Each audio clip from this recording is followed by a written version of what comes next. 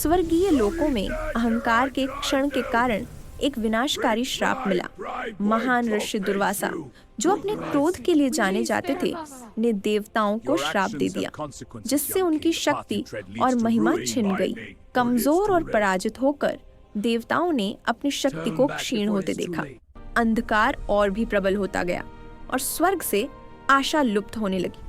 अपनी निराशा में देवताओं ने ब्रह्मांड के पालक भगवान विष्णु की शरण ली। शांत और बुद्धिमान, उन्होंने एक ऐसी योजना बताई जो स्वयं नियति को बदल देगी।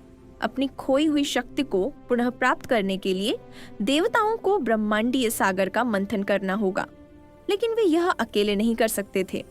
यहाँ तक कि उनके शत्रुओं असुरों को भी इस दिव्य प्रयास में शामिल होना पड़ा।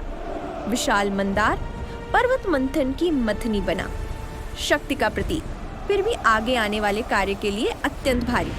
महान सर्प वासुकी को रस्सी के रूप में चुना गया। जैसे ही देवताओं और राक्षसों ने विपरीत दिशाओं से खींचा, ब्रह्मांड का संतुलन तनाव में आ गया। लेकिन जैसे ही मंथन शुरू हुआ, एक विपत्ति आ गई। पर्वत उस असीम सागर में डूबने लगा और सब कुछ नष्ट करने की धमकी देने लगा। ठीक उसी क्षण विष्णु ने एक नया रूप धारण किया। वे कूर्म बन गए, एक विशाल ब्रह्मांडीय कछुआ। अटल शक्ति के साथ उन्होंने पर्वत को अपनी पीठ पर उठा लिया और स्वयं सृष्टि का आधार बन गए। एक बार फिर मंथन शुरू हुआ। सागर गर्जना करने लगा, लहरें टकराईं और ब्रह्मांड कांप उठा।